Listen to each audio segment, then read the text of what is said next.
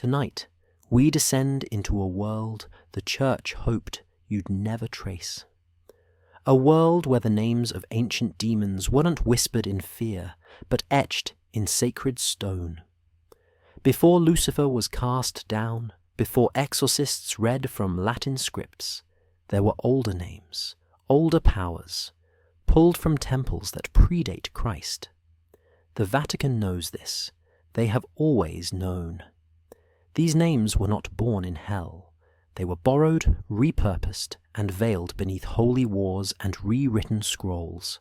Sumerian gods turned into devils, Egyptian spirits branded as evil. And buried deep within forgotten codices, those names still pulse, waiting to be spoken again. But this is not a story of superstition. This is a trail of records, erased archives, and coded language that leads straight to the heart of the Vatican, to the scholars who catalogued demons like they catalogued saints, to the rituals once practiced in secret beneath candlelit vaults, and to the terrifying possibility that the war between heaven and hell was scripted long before Genesis. So before you step deeper into this shadowed history, take a moment to like the video and subscribe, because some names were never meant to be remembered. Somewhere beneath the marble floors of the Vatican, behind sealed doors and silent corridors, there are shelves that no outsider has ever seen. Not because they are lost, but because they are hidden. And among those shelves, some believe, are ancient star maps that could rewrite what we think we know about history, astronomy, and the true source of knowledge in the ancient world. These aren't maps of territories or kingdoms, but of the skies themselves. Constellations, planetary paths, and celestial alignments drawn long before the invention of telescopes, encoded in ink and locked away from public view. The question is, why would the Church hide the stars? In the last 2 decades, quiet rumors have surfaced. Researchers and journalists claim to have found references to forbidden documents, fragments of astronomical texts never seen by modern scholars. Some were said to be copies of Babylonian sky charts.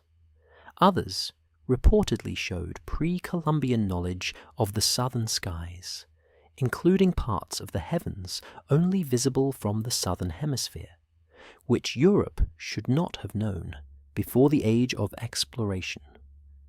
These documents, they say, are kept in restricted Vatican collections, accessible only to a handful of approved clergy and archivists.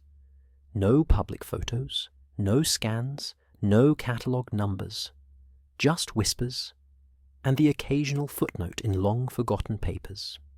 What makes this claim hard to dismiss is the long historical relationship between religion and astronomy. From as early as the 2nd century, Christian scholars studied the sky not just for science, but to calculate the exact date of Easter, which required precise knowledge of equinoxes and lunar cycles. By the 16th century, the Vatican had established its own observatory, run by Jesuit scientists who documented planetary movements and star positions with astonishing accuracy. These were not passive observers. They were trained experts, building upon centuries of older knowledge, some of it preserved from Greek, Arabic, and even Egyptian sources. So if the Vatican had the means, the motive, and the access to ancient star records, then the idea of hidden maps doesn't sound so impossible anymore.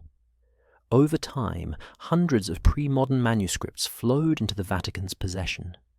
Some arrived through conquests, others through donations. Many came from monastic orders who gathered ancient texts across Europe, the Middle East, and North Africa. But not all of those documents made it into public catalogues. Scholars have confirmed that certain collections in the Archivum Secretum and the Vatican Library remain off-limits.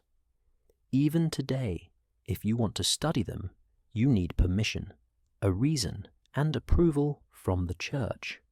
Not even Nobel Prize winners are guaranteed access, so the mystery remains. Are there lost star maps in the Vatican's vaults that predate known European discoveries? Are there records that show humanity knew more about the cosmos earlier than we are told?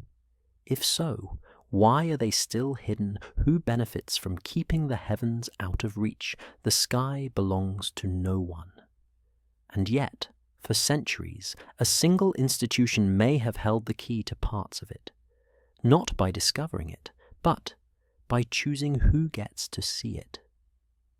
Long before telescopes and satellites, before the Church or the Renaissance, there were priests who watched the sky not for science, but for survival.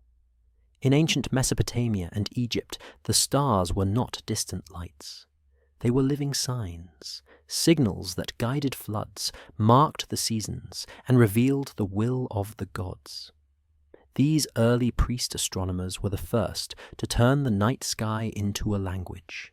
In temples like those at Karnak and ziggurats like the one at Ur, knowledge of the heavens was a sacred responsibility. It was not about curiosity. It was about power and prophecy. In Mesopotamia, as early as the 3rd millennium before Christ, Sumerian priests recorded the motions of the moon and planets. Clay tablets from cities like Nineveh and Babylon show detailed lists of celestial events. By the 1st millennium before Christ, Babylonian astronomers had created complex mathematical models to predict lunar eclipses. They could chart Venus's appearances and track Jupiter's movements. But these men were not called scientists. They were temple priests, working not in observatories, but in shrines, offering sky knowledge to kings who depended on omens for war, agriculture, and politics. Their calendars shaped everything from harvests to coronations. In Egypt, the link between the stars and the sacred was even more direct. The priests of Heliopolis and Thebes studied the decans, a system of star groups rising just before dawn in 10-day intervals. These decans helped the Egyptians divide the year into a 360-day cycle, with 5 festival days added. One star in particular, Sirius, became the most important. Its annual heliacal rising marked the start of the Nile flood, the event that gave Egypt its life. This was not just a seasonal pattern, it was the rebirth of the land. The entire Egyptian calendar was built around it, and temple priests were its guardians. By the time of the New Kingdom, around the 14th century before Christ, Egyptian temple ceilings were decorated with star maps. These charts did not just name constellations. They encoded rituals, myths, and celestial alignments used in both daily temple practice and royal ceremonies. The famous ceiling of Senenmut's tomb shows constellations arranged in a grid-like system. This was more than decoration. It was a cosmological code.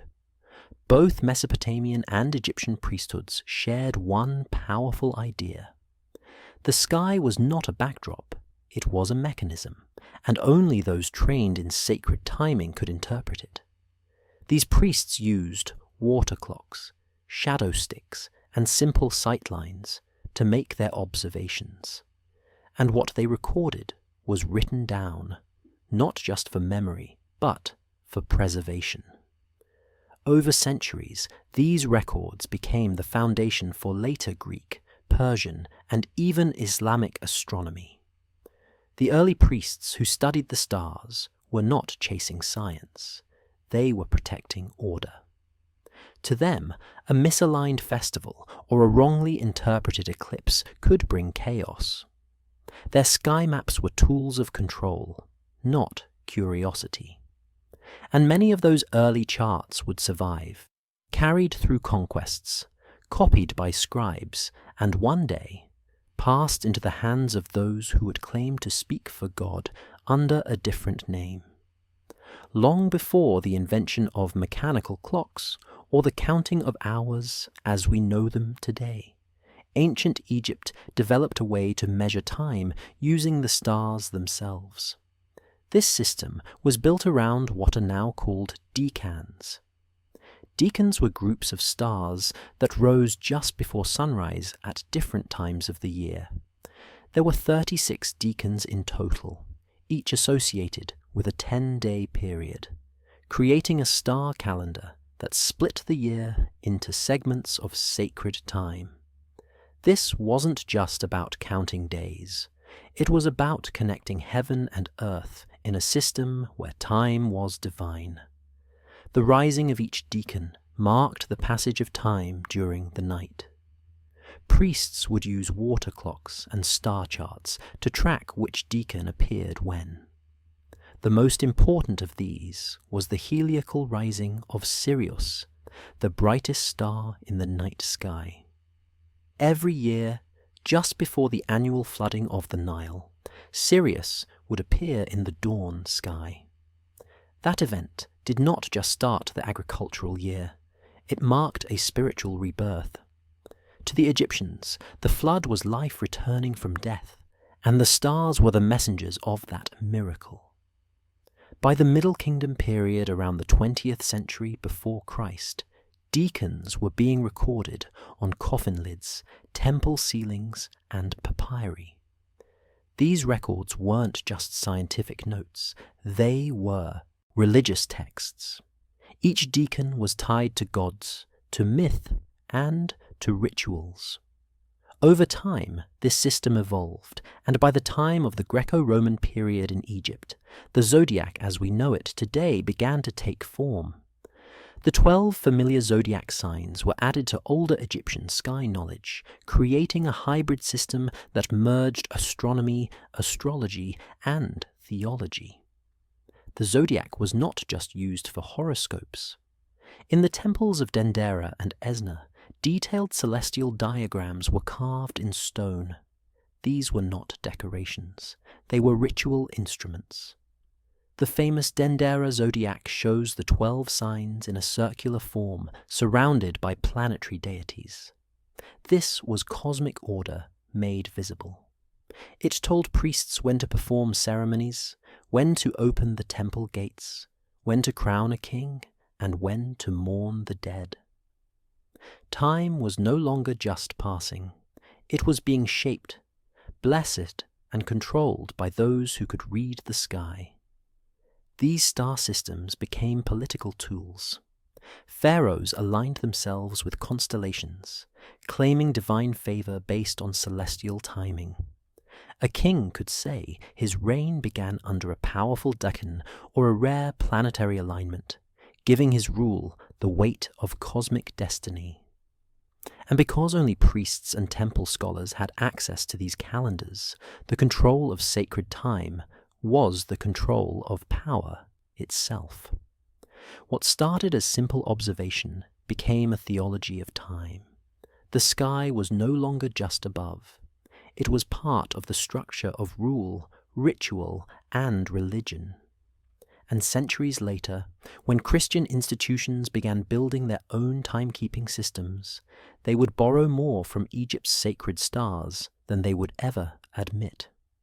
In the ancient city of Alexandria, where the Nile met the Mediterranean, a new kind of knowledge was born. It was here that the wisdom of the old priesthoods met the logic of Greek reason. Egyptian star calendars, Babylonian planetary records, and philosophical questions from across the ancient world all came together in one place. And from that fusion came something revolutionary. A way to map the heavens, not by myth or ritual, but by mathematics. This was the beginning of scientific astronomy, and its most famous expression would be a book called the Almagest. By the 2nd century after Christ, a scholar named Claudius Ptolemy compiled what would become the most influential star catalogue of the ancient world. Working in Alexandria, a city already known for its great library and multicultural scholarship, Ptolemy drew from centuries of earlier work.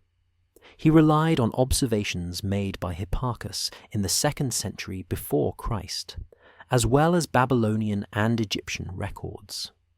But Ptolemy's genius was in turning sky law into coordinates. He didn't just list stars, he gave them positions, measured in angles, using a system based on a spherical Earth. That framework became the backbone of Western astronomy for over 1,000 years. The Almagest, originally titled the Mathematical Syntaxis, offered over 1,000 fixed stars catalogued with estimated brightness and placement in a grid. Constellations were defined not just by myth, but by geometry. Ptolemy laid out a geocentric model of the universe, placing the Earth at the center with the sun, moon, and planets moving in complex cycles around it. Though later proven incorrect, this model worked well enough to predict eclipses and planetary motions. For centuries, it was considered not only accurate, but almost sacred. This book was not hidden. It was copied, translated, and passed on through Greek, Arabic, and Latin cultures. But the shift it represented was subtle. The stars were no longer just omens. They were part of a system that could be studied, measured, and even controlled. And once you could measure the heavens with math, you could begin to control how people viewed time, fate, and even divine order. Ptolemy's work didn't erase the old priestly systems. It reorganized them. Constellations like Orion, Scorpio, and Leo, long known to temple priests, were now plotted on spherical grids. The zodiac became a coordinate tool. Sacred time became measurable time. And that shift gave power to a new kind of expert, no longer just priests, but scholars, astronomers, and mathematicians. The Almagest would shape the future.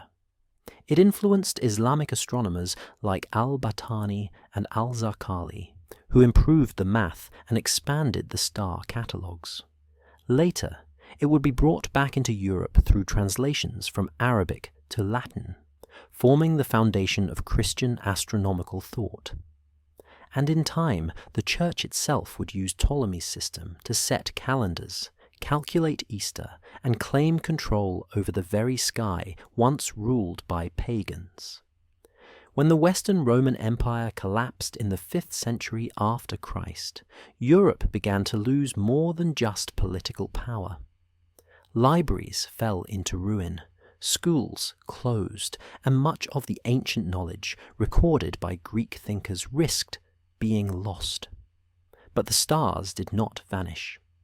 In the Eastern Roman Empire, known as Byzantium, and in the rising cities of the Islamic world, the legacy of Greek astronomy was not only preserved, but transformed.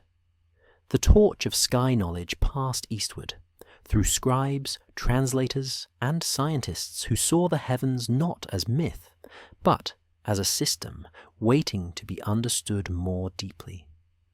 In Constantinople, the capital of Byzantium, scholars protected what remained of ancient texts. Manuscripts of Ptolemy's Almagest and other works were copied and recopied by hand in Greek script. These copies kept the old models alive. But true innovation came when this knowledge entered the Islamic world. By the 8th century after Christ, under the Abbasid Caliphate, a wave of translation and scholarship began in Baghdad. The House of Wisdom, a major research center founded by Caliph al-Ma'mun, gathered scholars from across the empire to translate Greek texts into Arabic. Among them was the Almagest, which became known as the Almagisti. But translation was only the beginning. Islamic astronomers did not just copy Greek ideas. They tested them, corrected them, and expanded them. Observatories were built in cities like Baghdad, Damascus, and later Samarkand. Astronomers such as al-Battani, Al-Sufi, Al-Zarqali, and Ibn Yunus updated star catalogues, refined planetary models, and developed trigonometry to improve celestial calculations. Al-Battani's observations of the sun's motion were so precise, they were still cited by European scientists centuries later. Al-Zarqali's instruments helped define astronomical latitude, and Al-Sufi's Book of Fixed Stars became one of the most detailed star atlases of the time. By the 10th century after Christ, Islamic astronomy had surpassed the models of Greece. The idea of a spherical Earth, detailed star magnitudes, and mathematical tables for planetary movements were not just preserved. They were recalculated and improved. Instruments like the astrolabe became common tools for both astronomers and navigators. This was not science hidden in monasteries. It was practiced in public observatories, funded by rulers and spread across the empire. From Baghdad, this knowledge moved west into Al-Andalus, modern-day Spain. Cities like Córdoba and Toledo became centers of learning where Arabic and Latin scholars worked side by side. By the 12th century, many of these Arabic texts were being translated again, this time into Latin. Through this process, the astronomical wisdom of the Greeks, preserved and enhanced by Islamic scholars, returned to Europe and helped spark the scientific awakening that would later be called the Renaissance. While the West forgot the stars, the East preserved them. And when the time came, the road back to the heavens led not through Rome, but through Baghdad. A reminder that knowledge is not bound by borders or belief, only by who chooses to remember it, and who lets it fade. In the Middle Ages, star maps did not always look like scrolls or pages filled with drawings. Instead, many of the most advanced tools for mapping the sky were not made of paper at all. They were crafted from metal, carefully engraved, and designed to move. These tools were called astrolabes and planispheres. They were the portable computers of the ancient world, devices that could help you tell time, find the position of stars, and even locate the direction of prayer. And unlike books, they did not require translation. They worked through motion, geometry, and precision. The astrolabe is one of the oldest and most powerful astronomical instruments ever made. Its origins go back to ancient Greece, with figures like Hipparchus and Ptolemy exploring the ideas behind it as early as the 2nd century before Christ. But it was in the Islamic world, during the golden age of astronomy, that the astrolabe reached its most advanced form. By the 8th century after Christ, craftsmen in places like Baghdad, Cairo, and Córdoba were making astrolabes with stunning accuracy and detail. These devices usually consisted of a large brass disc with a rotating overlay called a rete. The rete was a star map, showing the brightest stars in the sky and how they moved over time. Using an astrolabe, a skilled astronomer could calculate the altitude of the sun, determine the time of day or night, and even measure the height of a distant object. With the right plates inserted for different latitudes, one device could be used across cities and continents. It was a map that didn't just show the sky, it moved with it. In a time before telescopes or watches, this was a form of power. And because it connected time, space, and ritual, it was often used not just in science, but in religion. Muslim scholars used astrolabes to determine prayer times and the direction of Mecca. Christian monks used them to track the movement of the sun and calculate feast days. These tools sat at the intersection of belief and observation. Planispheres worked on a similar principle. Instead of multiple plates, they usually featured a single rotating disc with a sky chart that could be adjusted for time and location. They made it easier to visualize which constellations were visible at a given hour. Some were used in schools. Others became prized instruments among scholars and navigators.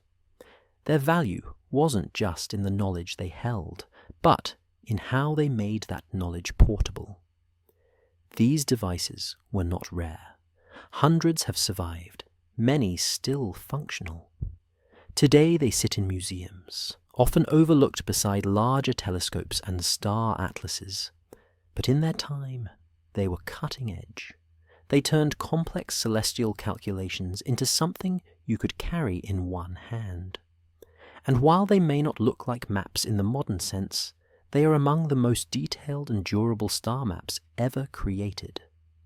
Maps that didn't just draw the heavens, but helped shape how people moved through them. By the time Europe entered the 12th century after Christ, much of the knowledge of the stars that had once existed in the classical world had been forgotten or locked away in monasteries. But something began to change. A wave of intellectual hunger spread through Latin Europe, driven by the rise of cathedral schools, the birth of early universities, and the curiosity of scholars who sensed there was more to know than what had survived in Christian texts. What they found, however, was not hidden in Europe, but preserved in Arabic. The sky had been remembered elsewhere, and now Europe had to relearn it. This process began with translation. In cities like Toledo in Spain and Palermo in Sicily, Christian, Jewish, and Muslim scholars worked together to translate the great works of astronomy from Arabic into Latin. These texts were themselves translations of older Greek works, but often updated with new observations and commentaries from Islamic astronomers. One of the most important figures in this movement was Gerard of Cremona, who travelled to Toledo and translated over 70 works, including Ptolemy's Almagest, which had survived in Arabic after being lost in the West. This was not just the recovery of one book. It was the rediscovery of a world view. From Arabic texts, Latin scholars learned about instruments like the astrolabe, mathematical tools like sine and tangent tables, and models for predicting planetary movements far more advanced than anything they had seen. They studied the works of al-Zarqali, al-Battani, and al-Sufi, whose catalogues and corrections improved on ancient Greek methods. The influence was immediate. Astronomy moved from monastic copying into the hands of trained thinkers. Universities in places like Paris, Bologna, and Oxford began to offer structured teaching in the liberal arts, which included astronomy, as part of the quadrivium, alongside arithmetic, geometry, and music. But this was not a smooth or easy transition. Christian scholars had to adapt ideas that came from outside the church, and even from outside the Christian world. There was tension. Many of the Arabic works included concepts that challenged traditional doctrine, such as the eternity of the heavens, or the idea that celestial spheres moved without divine intervention. To make them acceptable, scholars often added commentaries that tied astronomical knowledge back to theology. The stars could be studied, but only within the framework of Christian belief. This led to a strange balancing act. Europe's growing technical knowledge of the cosmos had come from translations of Islamic science, which itself was built on Greek foundations. Yet, to protect religious authority, much of this knowledge had to be reframed as recovery rather than innovation. The narrative became one of reclaiming lost Christian heritage, even when the sources said otherwise. Still, the effect was undeniable. By the 13th century after Christ, European astronomy had been reborn, not through invention, but through translation. The sky had returned to the west, not from a miracle, but from a memory kept alive in languages it had once refused to learn. For the medieval church, astronomy was not just a curiosity, it was a necessity. The rhythm of Christian life was built around a calendar of feasts, fasts, and holy days, all of which depended on the correct calculation of time. At the center of this sacred calendar stood Easter, the most important feast of the Christian year. But unlike fixed holidays, Easter is a movable celebration. Its date changes every year because it is tied to the spring equinox and the phases of the moon. This made astronomy essential to religious order. Without the stars, there was no way to know when to celebrate the resurrection. The rule for determining Easter was set in the early centuries of the Church. The Council of Nicaea, in the year 325, after Christ declared that Easter should fall on the first Sunday after the first full moon, following the spring equinox. This decision may sound simple, but it introduced a challenge that would last for centuries. The equinox is an astronomical event, not a fixed date, and lunar cycles do not perfectly align with the solar year. As a result, keeping track of Easter required careful observation of both the sun and the moon. This is why the Church began to rely on trained scholars who understood celestial mechanics. Monasteries across Europe became centers of timekeeping. Monks tracked the stars with tools like armillary spheres and astrolabes, wrote tables predicting lunar phases, and updated calendars based on their observations. They were not doing this to challenge doctrine, but to protect it. If Easter was celebrated on the wrong day, the entire liturgical cycle would shift. The dates for Lent, Pentecost, and even local saints' feasts were all connected. Getting the sky wrong meant getting the faith wrong.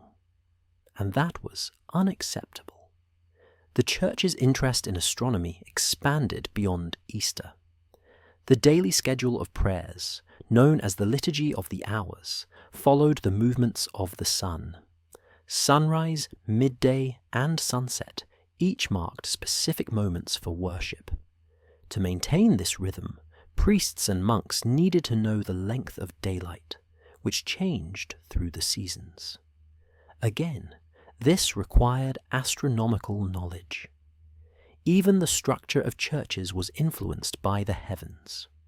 Many cathedrals were aligned with specific solar events, such as the equinox or the feast day of a patron saint, allowing light to enter the building in symbolic ways. These were not accidents. They were signs of a cosmic connection between heaven and earth. By the High Middle Ages, astronomy had become a recognized part of church education. It was taught in cathedral schools and universities, often alongside theology. This was not seen as a conflict. On the contrary, the study of the heavens was considered a way to understand the order of God's creation. In a world where divine timing mattered, the stars were not just far-off lights. They were tools, instruments to protect the calendar, guide the faithful, and maintain the sacred structure of time. By the 16th century after Christ, the Church was facing a quiet but serious crisis. The calendar no longer matched the sky. What had started as a tiny error had grown into a major problem. The date of the spring equinox, which was supposed to fall on March 21st, had drifted backward by 10 full days. This meant that Easter, the most sacred celebration of Christianity, was being observed at the wrong time. For a church that had spent centuries perfecting its liturgical calendar, this was more than a mistake. It was a theological emergency that demanded action from both scientists and clergy. The problem began with the Julian calendar, introduced by Julius Caesar in the 1st century before Christ. It assumed that a year lasted exactly 365.25 days, adding a leap day every 4 years to keep time aligned with the solar year. But the real solar year is slightly shorter. Over centuries, this small difference caused the calendar to drift. By the time of Pope Gregory XIII, the equinox was happening around March 11th instead of March 21st. This created confusion, not only for Easter, but for the entire structure of the church year. And because the calendar was tied to both civil and religious life, the problem extended beyond theology. It affected trade, agriculture, and politics. Calls for reform had been building for generations. Astronomers and scholars warned church leaders that the calendar would continue to slip if nothing was done. Observatories in Italy, Spain, and the Holy Roman Empire were tracking the movement of the sun and moon with greater precision. They knew the sky was not lying. It was the calendar that had fallen out of sync. But fixing it was not easy. Any change to the calendar would require adjusting feast days, rewriting centuries of tradition, and getting every Catholic kingdom in Europe to agree. Eventually, the Vatican decided to act. In the 1570s, Pope Gregory XIII formed a commission of experts, including Jesuit astronomer Christopher Clavius. Their task was to create a corrected calendar that would bring Easter back in line with the spring equinox, while keeping the structure of the church year intact. It was a delicate process that required careful calculation. They reviewed astronomical tables, consulted previous reforms, and debated how best to implement the changes. The result would become one of the most important time corrections in history. Before the reform could be accepted, it had to be justified. This turned the sky into a courtroom. Observations were used as evidence. Mathematics became the language of argument, and tradition had to yield to precision. The calendar, once a simple tool, became a battleground between doctrine and data. When the reform was finally announced in 1582, it marked a moment when the Church acknowledged that even sacred time must obey the laws of the heavens.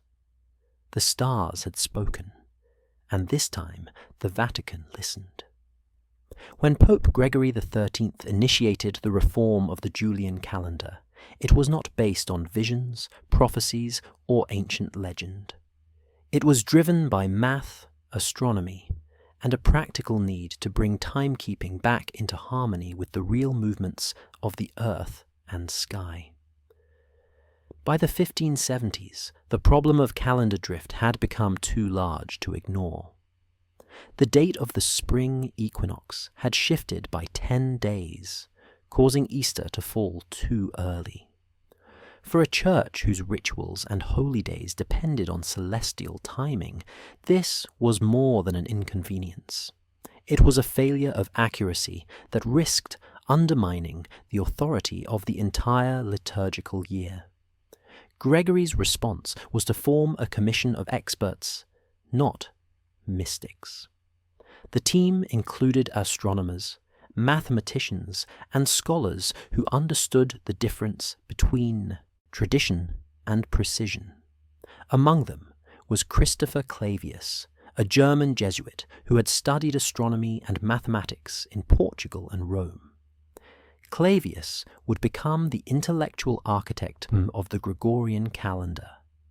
He examined centuries of astronomical data, studied solar tables, and helped design a system that would realign the calendar with the heavens and prevent future drift. This was not about rewriting the stars to fit theology. It was about correcting human error using evidence. The reform involved two key actions. First, 10 days were dropped from the calendar to bring the date of the spring equinox back to March 21st, the point where it had stood during the Council of Nicaea in the year 325 after Christ. In practical terms, this meant that Thursday, October 4th, 1582, was immediately followed by Friday, October 15th.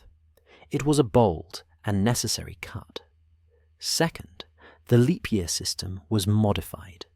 Instead of adding an extra day every 4 years without exception, the new rule made century years leap years only if divisible by 400. So while 1600 remained a leap year, 1700, 1800, and 1900 did not. This small change corrected the overestimation built into the Julian system and ensured long-term accuracy. The Gregorian calendar was not universally accepted at first. Catholic countries like Italy, Spain, and Portugal adopted it immediately. Protestant regions resisted, viewing the reform as a papal imposition. England did not adopt the calendar until the year 1752, nearly 2 centuries later. But the logic of the reform was undeniable. Observations of the sun, moon, and stars matched the corrected calendar. Over time, the scientific reasoning behind it convinced even skeptics. Clavius published detailed explanations of the mathematics involved, showing that the change was not based on superstition, but on calculation and observation. This moment marked a turning point in the Vatican's relationship with science.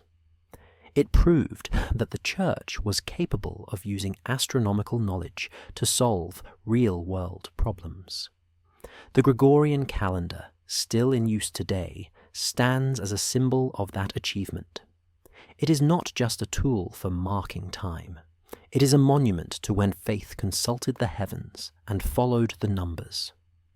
Inside the walls of the Vatican, not far from the grand halls of worship and papal authority, stands a lesser-known structure that played a key role in one of the most precise and scientific moments in church history. It is called the Tower of the Winds. Built in the late 1570s under Pope Gregory XIII, this octagonal tower was designed not for prayer or ceremony, but for observation. It marked the moment when the Vatican moved from preserving astronomical knowledge through copying texts to directly measuring the sky. This was not just a building. It was the Church's first real step into hands-on astronomy. The Tower of the Winds was constructed above the Vatican Library and named after the classical tradition of assigning winds to compass directions. Inside, the tower featured artistic representations of each wind along with biblical imagery. But, at its core, the structure served a scientific function. It was created to test and confirm the accuracy of the new Gregorian calendar reform. The Church understood that to claim authority over time, it needed physical evidence from the heavens. And so, the tower became a place where sunlight, not scripture, became the final proof. The most important feature inside the tower was a meridian line. This was a thin line set into the floor that aligned with a small hole or window in the wall, letting in a beam of sunlight at exactly noon each day. When the sun reached its highest point in the sky, the light would strike the meridian line, allowing observers to confirm the date of the spring equinox with precision. This method of solar tracking had been used in earlier observatories, but placing one inside the Vatican itself gave it both scientific and symbolic weight. It showed that church authority could be grounded not just in tradition, but in observation.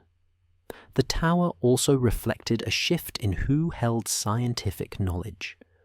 For centuries, monks and scribes had preserved ancient astronomy by copying texts from Greece, Rome, and the Islamic world. But now the Church was sponsoring its own observations. Jesuit astronomers and mathematicians were using real instruments to measure the skies. This was a major change. It meant the Vatican was no longer just the guardian of old knowledge. It was becoming a producer of new knowledge. Although small compared to modern observatories, the Tower of the Winds became the seed for what would later grow into the Vatican Observatory. It linked architecture, science, and religion into a single purpose.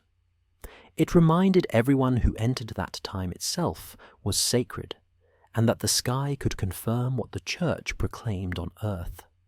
Even centuries later, the tower remains a symbol of this transformation.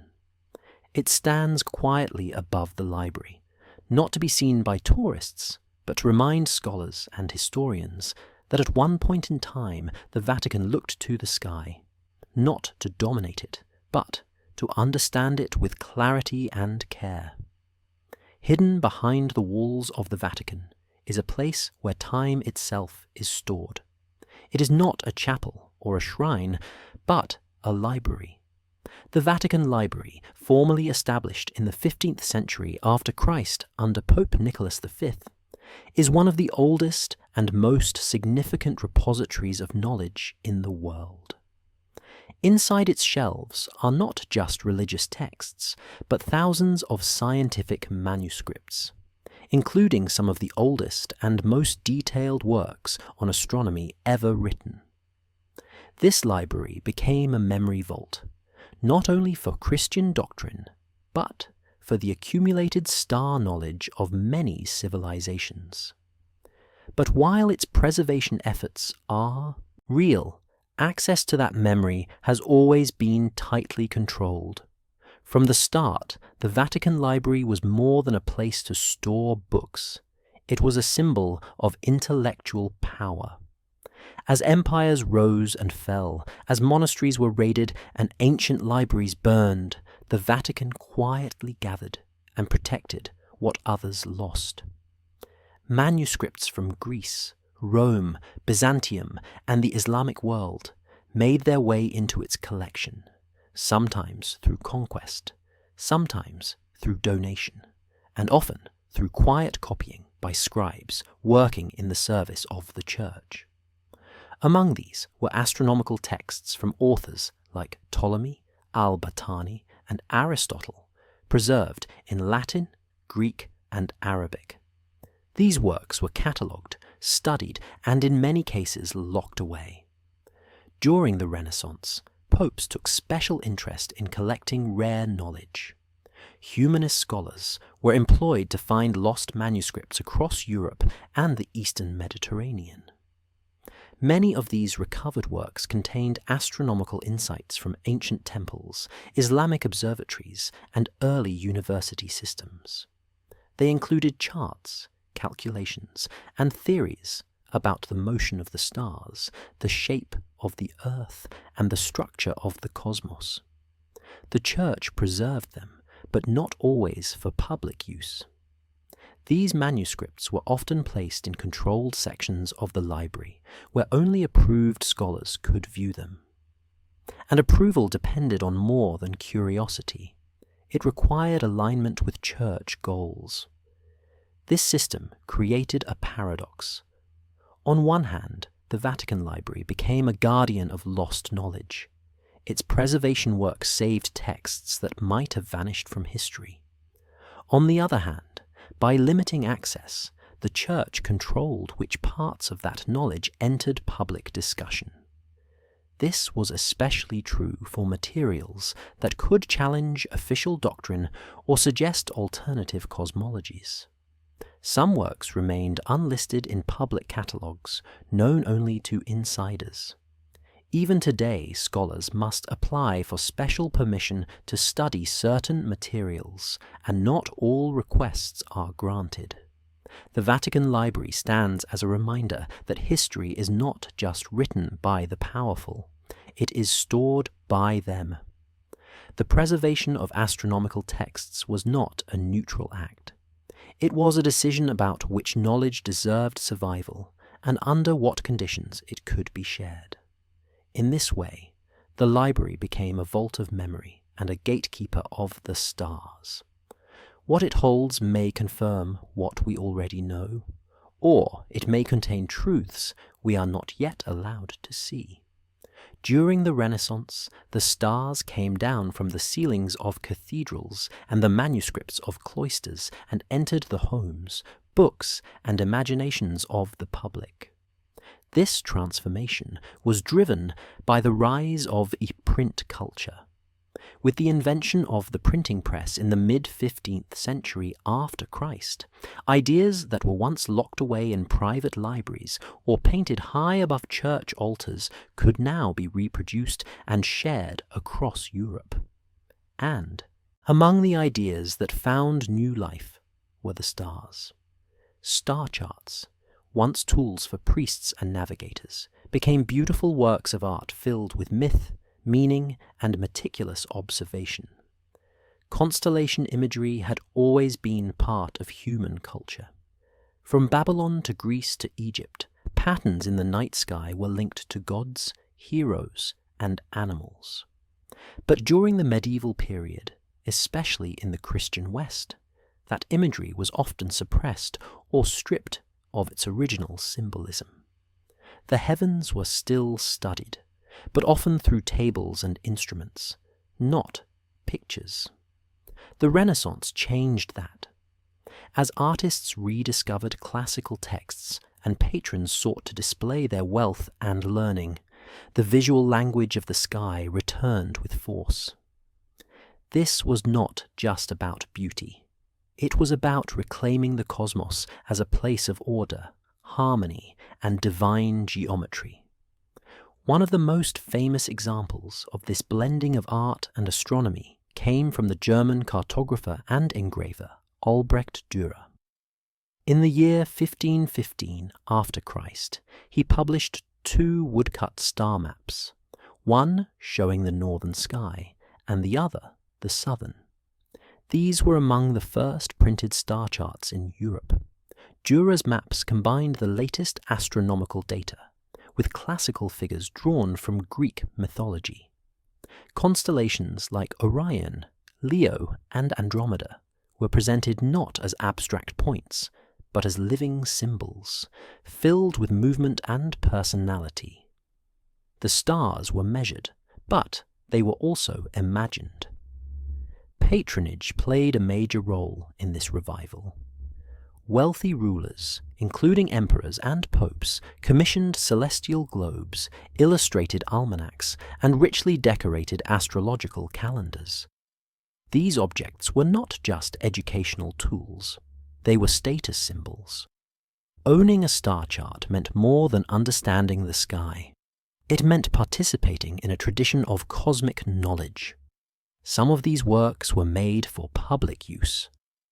Others were deeply personal, tailored to the birth charts and political ambitions of the patron. Either way, the line between science and symbolism was thin. This period also saw the rise of printed ephemerides, or daily astronomical tables, which allowed readers to track the movements of planets and predict eclipses. These publications brought practical astronomy into everyday life. Farmers used them to plan planting seasons. Doctors timed treatments by the stars. The heavens had become a mirror of Earth once again. The Renaissance star chart was not just a scientific tool. It was a map of meaning. It showed where the planets were, but also what they meant. It invited viewers to see the sky not just as a machine, but as a story. And in doing so, it made astronomy visible to the world in a way it had not been for centuries. When people in the Renaissance looked up at the stars, they did not just want to measure them. They wanted to hold the sky in their hands. This desire led to the creation of celestial globes and armillary spheres. Unlike flat charts or paper maps, these 3-dimensional objects gave the heavens shape. They allowed scholars, rulers, and students to see the sky as it really was, wrapped around the earth, spinning with time, filled with stories and stars. These objects were more than tools. They were symbols of knowledge, power, and cosmic harmony.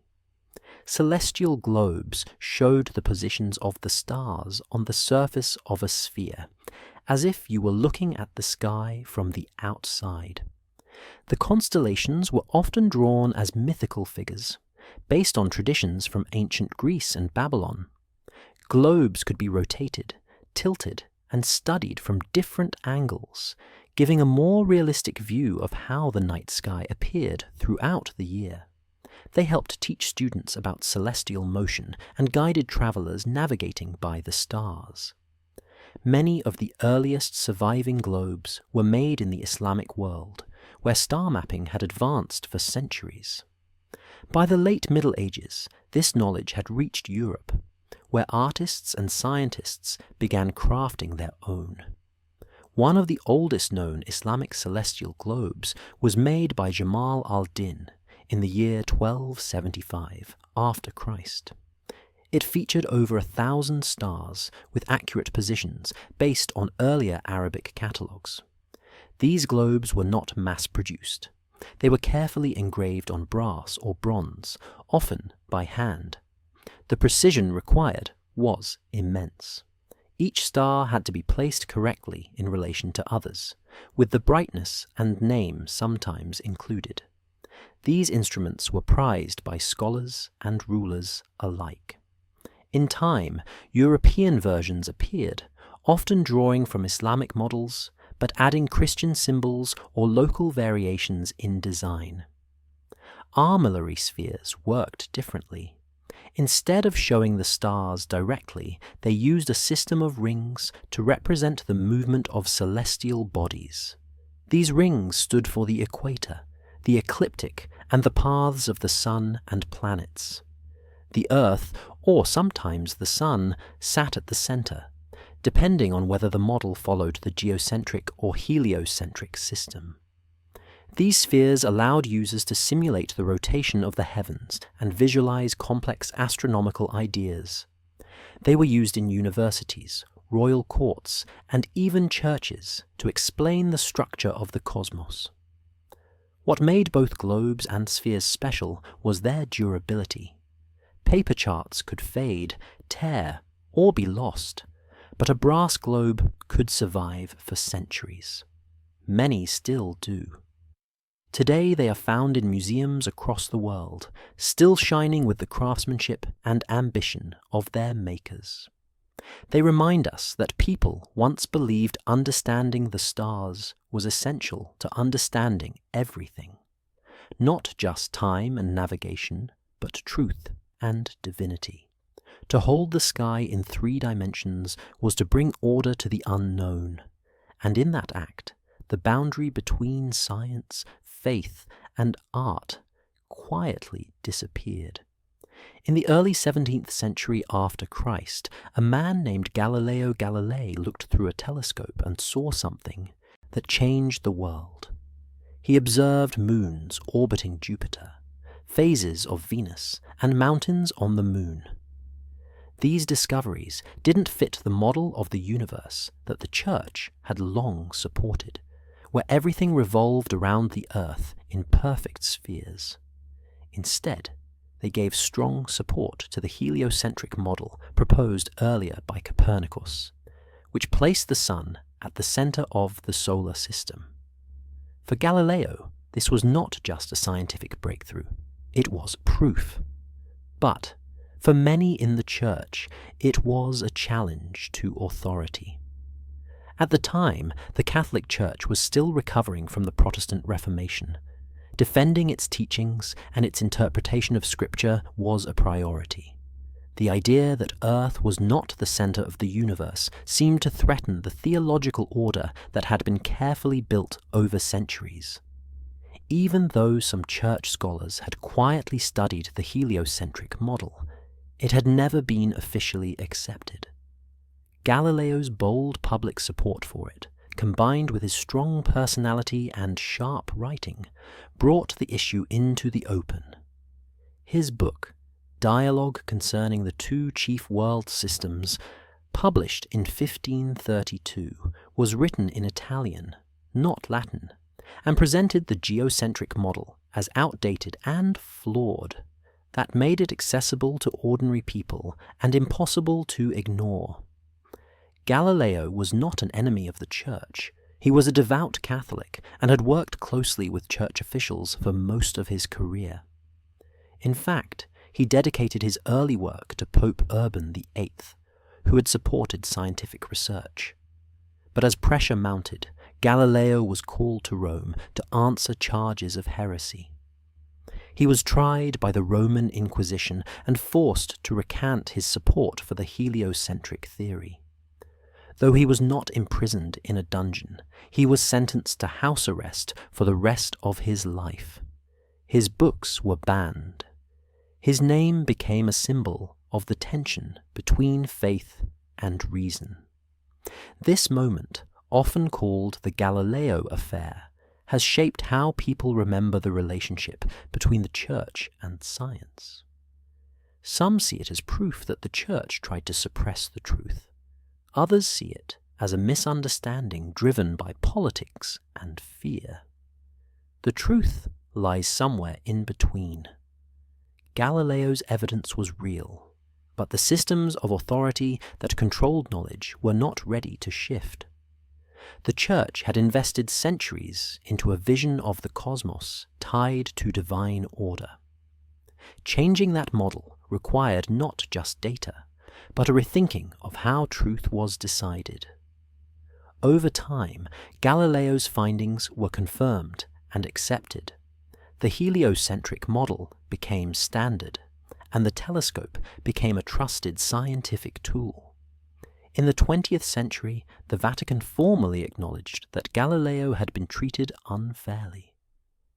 But the crack left by his trial remains. It marked the moment when observation and authority collided, a moment when looking at the stars became more than science. It became a question of who gets to decide what the heavens mean. When people hear the phrase lost star maps, they often imagine secrets buried by powerful institutions or hidden knowledge too dangerous to reveal. But in reality, most star maps have been lost for reasons that are far more ordinary. These losses are not usually the result of conspiracies, but of time, neglect, and the fragility of the materials used to preserve knowledge. Throughout history, star charts were created on papyrus, parchment, and early forms of paper. These materials decay easily, especially when exposed to moisture, insects, fire, or war.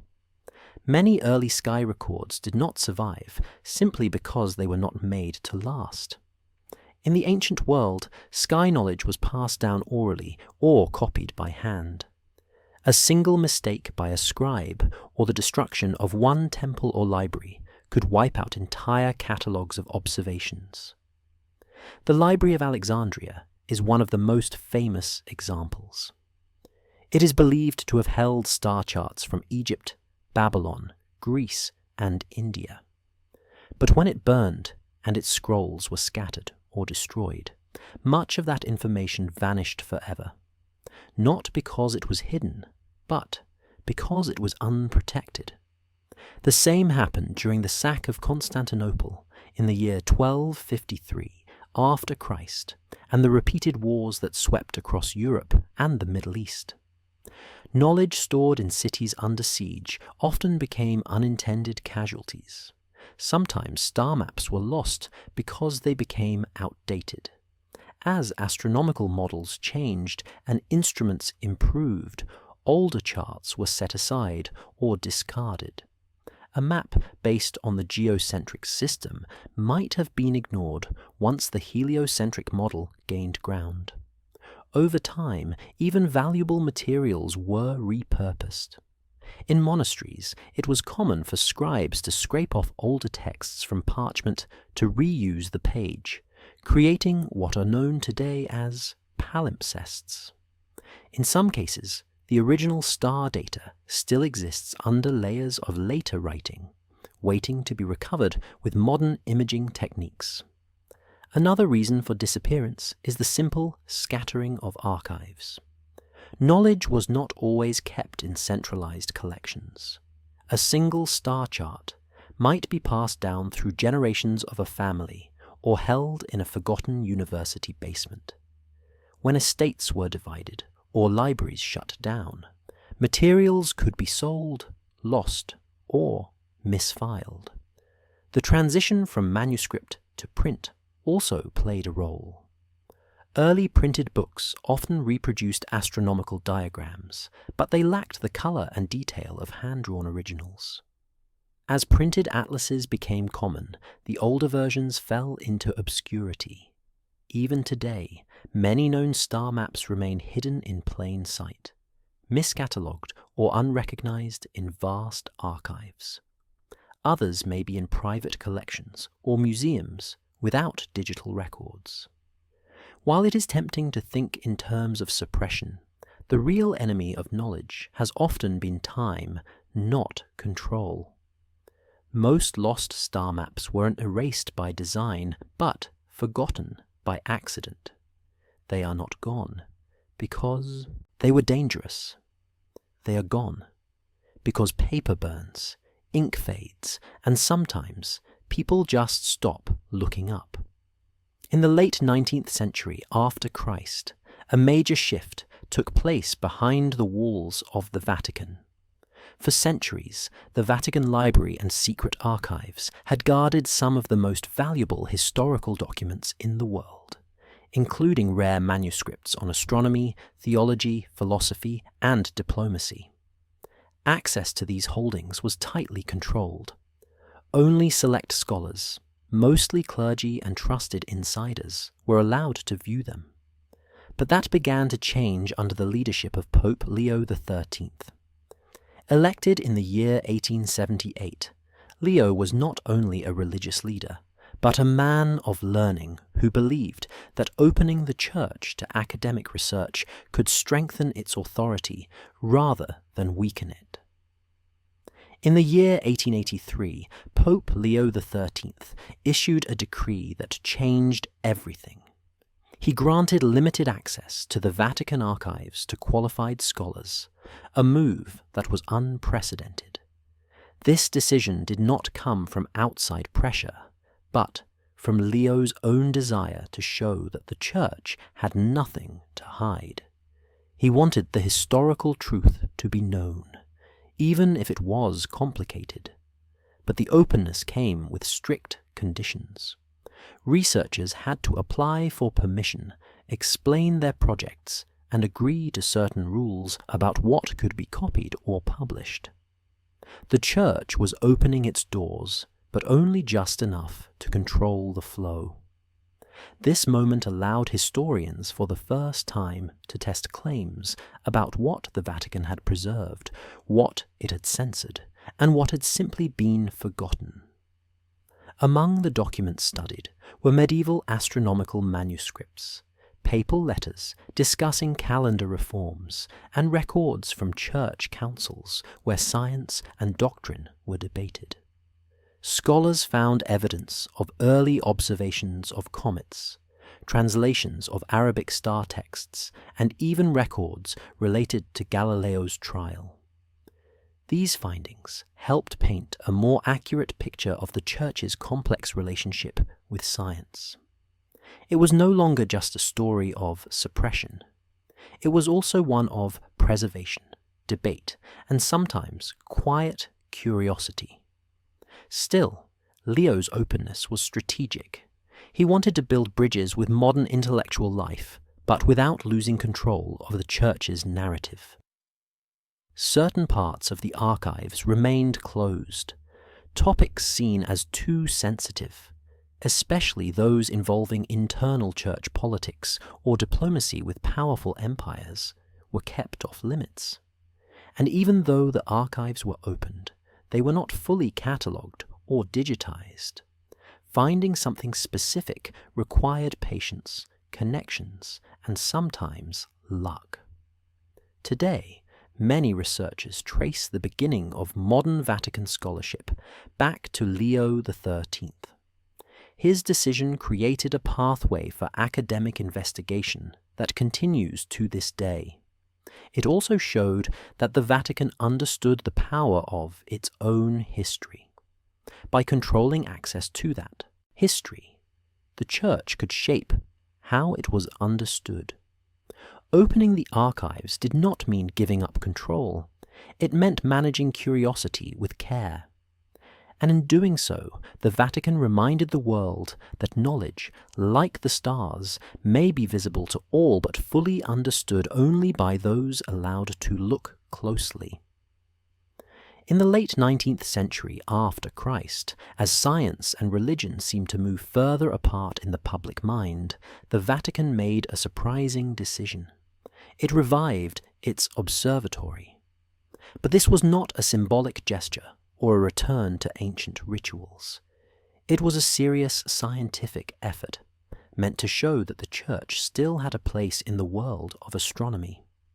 The Vatican Observatory, known in Latin as the Specola Vaticana, was re-established under Pope Leo XIII in the year 1891.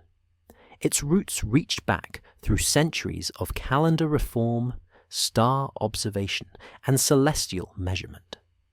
Now, it would join the modern era of professional research, telescopes, and international collaboration. The observatory was first placed atop the walls of Vatican City, not far from the Tower of the Winds, where sunlit meridian lines had once marked the spring equinox for calendar correction. But by the early 20th century, the growing lights of Rome made sky observation difficult. In response, the Vatican built a new observatory in the hills outside the city at Castel Gandolfo, the papal summer residence. This site offered clearer skies and space for larger telescopes.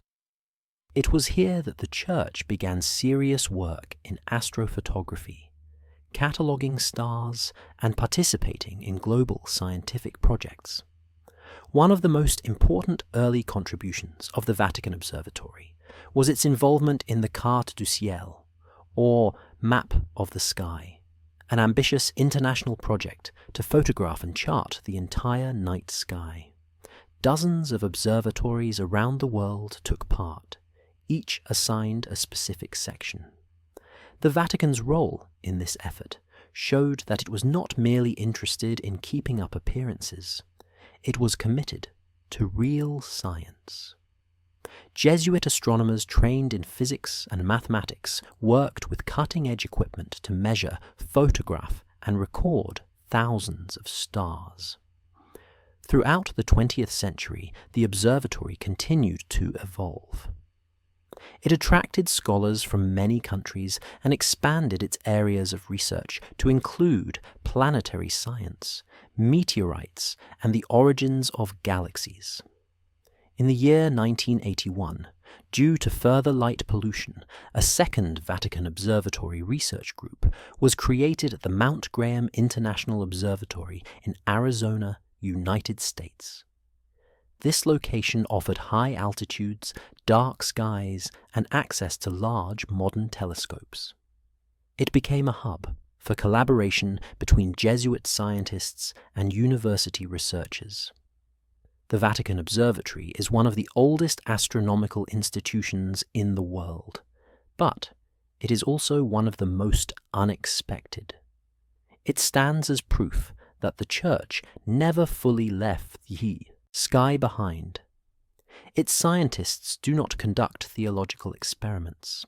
They work with data, instruments, and peer review, just like their colleagues around the globe. But their work is rooted in a unique tradition, one that connects the measurement of time, the mapping of stars, and the search for understanding. From the early need to track Easter to modern studies of distant galaxies, the Vatican's relationship with the heavens has never been static. It continues to shift, to observe, and to reach outward, linking the past to the future through the shared human desire to understand what lies above. In the final years of the 19th century after Christ, astronomy entered a new era. The stars were no longer just subjects of myth, navigation, or symbolic art. They were becoming data points, measurable, photographable, and shareable across borders. This shift from maps as illustrations to maps as scientific databases was marked by one of the most ambitious astronomical projects ever attempted, the Carte du Ciel, or Map of the Sky. Launched in the year 1887, this international effort brought together observatories from around the world to photograph and chart the entire celestial sphere. And among those invited to participate was the Vatican. The inclusion of the Vatican Observatory was not symbolic. It was based on technical ability and scientific contribution. Re-established by Pope Leo XIII just a few years earlier, the Vatican Observatory had already begun equipping itself with modern instruments and skilled Jesuit astronomers. Its role in the Carte du Ciel project was specific and technical. Each observatory was assigned a particular region of the sky to photograph, analyze, and catalogue. The Vatican's portion included thousands of stars, each to be recorded with precise coordinates, magnitudes, and positions. The process was not easy. It involved long nights under clear skies, careful calibration of telescopes, and exact photographic methods. The glass plates captured the light of stars millions of years old, frozen in time for measurement. Once the photographs were taken, the real work began. Astronomers had to identify each star on each plate, determine its brightness, and note its location with extreme precision. The results were then logged by hand into printed catalogues. These catalogues would eventually be used by scientists around the world to track star movement, identify new celestial objects, and refine models of the galaxy. For the Vatican, this work was not just about science. It was a continuation of its centuries-old role in tracking the heavens for the sake of timekeeping, order, and understanding. But now the tools were sharper and the collaboration global. What made the Carte du Ciel project so significant was not just its scale, but its spirit. It represented a move away from astronomy as a national or religious enterprise, and toward astronomy as a shared human endeavor. The stars belonged to no single country or faith. They were part of a sky watched by all. The Vatican's participation helped bridge the old world of monastic sky law with the new world of international science. Its observatory stood alongside those of Paris, Greenwich, and Tokyo, contributing not doctrine but data. Even though the Carte du Ciel project was never fully completed as originally planned, its influence shaped modern astronomy. It pushed institutions toward standardization, collaboration, and the use of photographic evidence. The Vatican's glass plates from the project still exist today, preserved in archives as both scientific records and historical artifacts. They show that the Church did not simply watch the stars in silence. It measured them, mapped them, and joined the world in turning the infinite sky into something that could be known.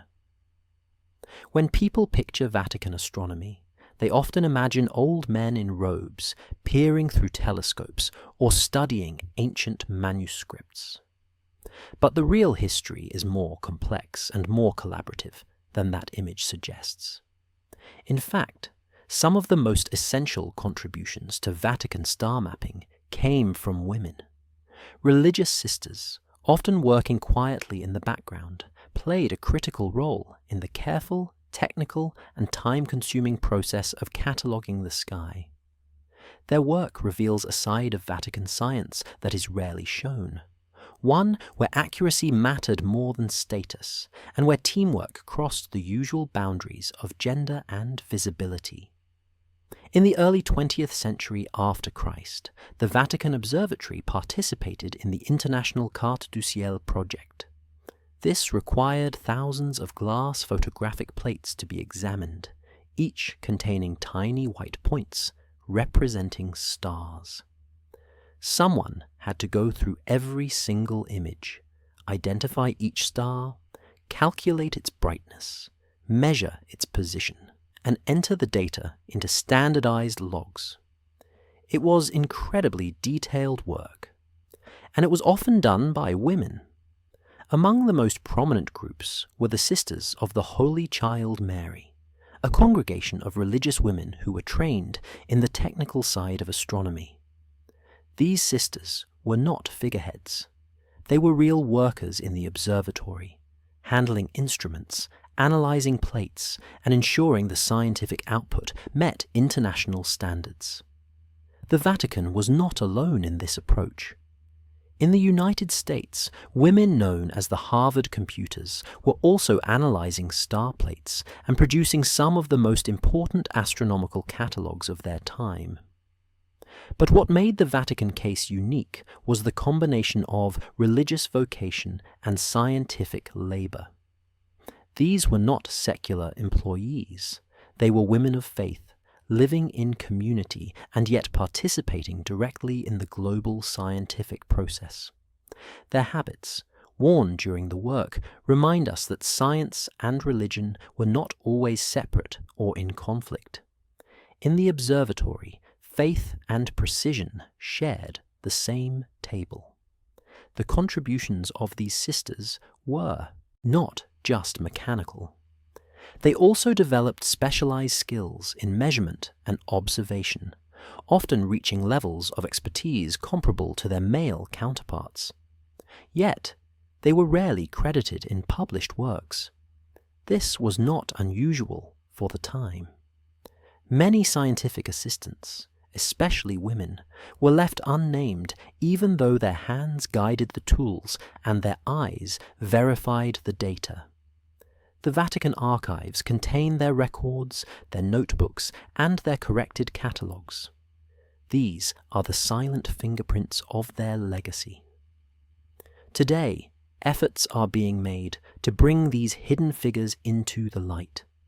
Their work is being re-examined not just as a footnote to church history, but as part of the larger story of science itself. They remind us that the search for truth, whether in scripture or in the stars, is not always done by those in the spotlight. Sometimes it is done by quiet hands, behind cloistered walls, under dim lamps, with nothing but patience, skill, and a deep belief that knowledge, like faith, deserves to be handled with care. In the early years of the modern Vatican Observatory, the view of the sky from Rome was still usable. The telescopes were mounted high above the city, and though the buildings and streets below bustled with life, the night sky remained mostly dark. But as the 20th century moved forward, so did electricity. Street lamps, cars, signs, and modern buildings lit up the eternal city in ways that would have amazed the ancient Romans. This new light brought beauty and convenience, but it also brought a problem for astronomers. The stars began to disappear behind the glare. The Vatican Observatory, once positioned perfectly inside Vatican City, could no longer do its work effectively. The sky was still there, but it couldn't be seen clearly. By the 1930s, the Church faced a decision. It could either limit its research or move the observatory to a new location with darker skies. The solution came in the form of Castel Gandolfo, the summer residence of the Pope. Located about 25 kilometers southeast of Rome, this hilltop town offered clearer air, higher elevation, and far less artificial light. It had long been a place of rest and retreat for popes and cardinals. Now it would also become a place of science. The move showed that even sacred institutions must adapt to modern realities. The heavens could not be studied through tradition alone. They needed darkness, precision, and tools placed where the stars could still be reached. At Castel Gandolfo, the Vatican built a new observatory with improved instruments. It included a Schmidt telescope designed for wide-field astrophotography, allowing astronomers to capture detailed images of nebulae, galaxies, and star clusters. The observatory became a working lab, where Jesuit scientists continued the Church's centuries-old role in observing the sky, now with modern technology. The work done there focused not on astrology or calendars, but on genuine astrophysics.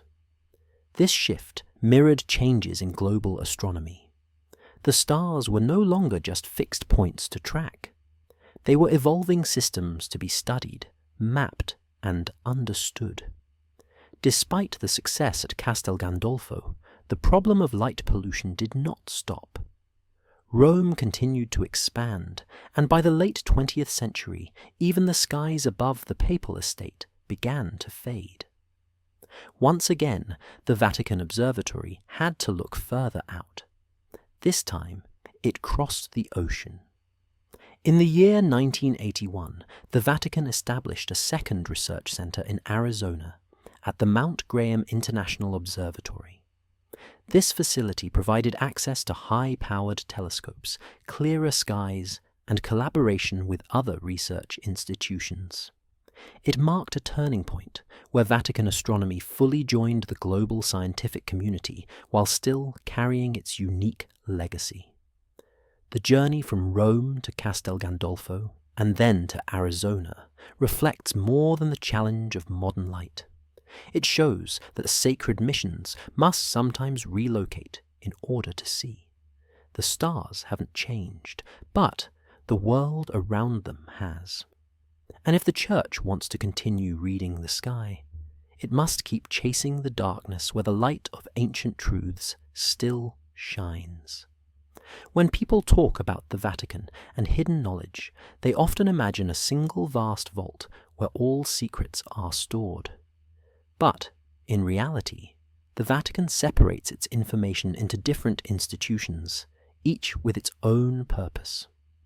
The Vatican Apostolic Archive, formerly known as the Secret Archive, is not where old star maps or astronomical charts are usually kept. Instead, this archive focuses on administrative records. It holds letters from popes, diplomatic reports, papal decrees, and internal church communications, dating back more than 12 centuries. It is a record of how the Church governed, not necessarily how it studied the sky. By contrast, most astronomical manuscripts, sky charts, and scientific observations live in a different place, the Vatican Library. Officially known as the Vatican Apostolic Library, this institution was formally established in the 15th century, but includes works dating much earlier. Here is where researchers find ancient Greek and Arabic translations of star texts, medieval diagrams of constellations, Renaissance maps of the heavens, and printed books from the scientific revolution. The library's mission has always been focused on preserving intellectual history, including science, philosophy, and the arts. Unlike the archive, which is about authority and control, the library is about memory and knowledge. This division can confuse outside researchers. Some assume that all lost documents must be hidden in the archive, when in fact, many are simply miscatalogued or still waiting to be digitized in the library's massive collections. The Vatican Library contains over 100,000 manuscripts and more than 1 million printed books. It also houses special collections of drawings, engravings, and scientific instruments. Among these are star charts used for calendar reform, records from Jesuit observatories, and rare texts copied by monks who once tracked the skies for religious feasts. These materials were never secret. They were just part of a specialized world, not often explored outside scholarly circles. Access to both the archive and the library is limited, but for different reasons. The archive requires formal permission, often granted to professional historians studying church governance or diplomacy. The library, on the other hand, has gradually opened more of its content to the public through digitization and academic partnerships. Researchers studying historical astronomy, sacred timekeeping, or the Church's scientific role are more likely to find what they need in the library rather than the archive. That includes original versions of Ptolemy's Almagest, Arabic astronomical commentaries, and star catalogues used by Vatican astronomers in the 19th and 20th centuries. Understanding where the evidence really lives helps clear up myths about lost star maps. The story is not about locked rooms and forbidden knowledge. It is about how institutions organize memory. The archive preserves authority. The library preserves thought. And when it comes to the stars, thought is what matters. That is where the drawings, the measurements, and the questions were kept. Not to be hidden, but to be studied by those who knew where to look. The idea of lost Vatican star maps has captured the imagination of many, but to truly understand what is real, and what remains speculation, we have to look at the evidence carefully. The Vatican Library and the Vatican Observatory have published detailed catalogues over the past century that confirm the existence of many astronomical documents. These include medieval manuscripts of star positions, Jesuit observational logs from the 17th and 18th centuries, and photographic plates from the Vatican's participation in the Carte du Ciel project, beginning in the late 19th century. These items are not rumors. They are real, documented, and in many cases have been seen and studied by modern scholars. For example, the Vatican Library holds Latin translations of Ptolemy's Almagest, commentaries from Islamic astronomers like al-Tusi and al-Battani, and detailed star atlases produced during the Renaissance. Jesuit astronomers like Christoph Clavius, who helped reform the calendar under Pope Gregory XIII in the 1580s, left behind letters, diagrams, and reports that are still preserved in institutional collections. The Vatican Observatory's scientific journals list names, dates, and telescope specifications, showing a clear line of continuity between old sky-watching traditions and modern astrophysical research. These are not lost maps. They are surviving fragments of a long and serious engagement with the stars. However, there are still large gaps, and it is important to admit them without turning every blank space into a mystery.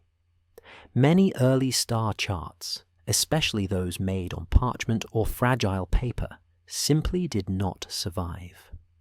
Fires, wars, and climate have destroyed more than censorship ever did.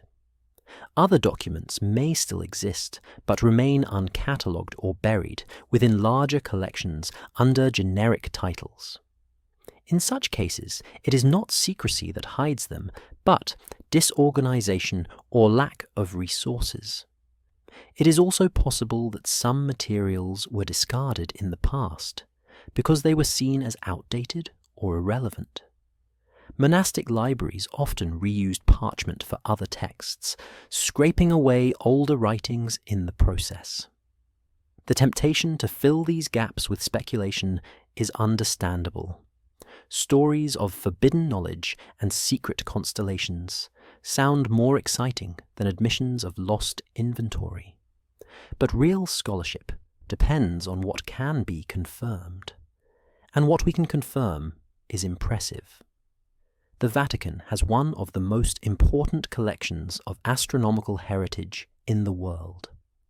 It includes everything from ancient Greek diagrams to 19th century star photography. These materials are preserved, documented, and in many cases available to qualified researchers. Their existence proves that the Church did not abandon the heavens. It studied them.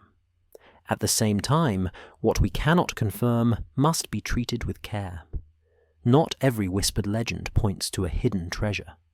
Sometimes the absence of evidence is just that. A missing page, a burnt scroll, a chart that faded before it could be copied. In the end, the real mystery is not what was taken. It is what was never saved. And that difference matters, because understanding the stars has always required patience, not just in observation, but in knowing which questions still have answers, and which ones never will. The search for lost Vatican star maps may begin with mystery, but it ends with something far more meaningful. The real treasure is not a single missing chart or a hidden vault. It is the long and continuous story of how humans across civilizations have watched the same sky and used the stars to shape time, belief, and knowledge. From the priest astronomers of ancient Mesopotamia to the temple scribes of Egypt, the heavens were never just above. They were part of life. The stars told when to plant, when to build, when to sacrifice, and when to celebrate. They were maps of both space and meaning. And that ancient purpose never truly ended. It moved forward, through cultures, languages, and systems of faith, carried by people who understood that the sky was more than just lights in the dark. When Greek thinkers like Hipparchus and Ptolemy began to apply mathematical models to the heavens, they were building on earlier traditions while transforming them. Their ideas would be copied and translated by Islamic scholars during the Abbasid Caliphate, who preserved, corrected, and expanded ancient star knowledge. Observatories in Baghdad, Damascus, and Cordoba created new charts, catalogued new stars, and invented instruments that could track the movements of celestial bodies with incredible precision. These discoveries were not hidden. They were passed on, eventually reaching Europe through translation movements in places like Sicily and Toledo, where Christian, Jewish, and Muslim scholars worked together in the 12th and 13th centuries. From there, the chain continued. Medieval Christian monks kept time using the stars to mark prayer hours. Renaissance astronomers created elaborate sky maps filled with constellations, myth, and geometry. Jesuit scientists traveled across continents to map the heavens from China, India, and South America. And the Vatican, through its libraries, observatories, and partnerships, became part of this shared legacy. Its interest in the sky was never isolated. It was always part of a wider conversation where religious calendars, scientific instruments, and star charts moved between hands, faiths, and empires.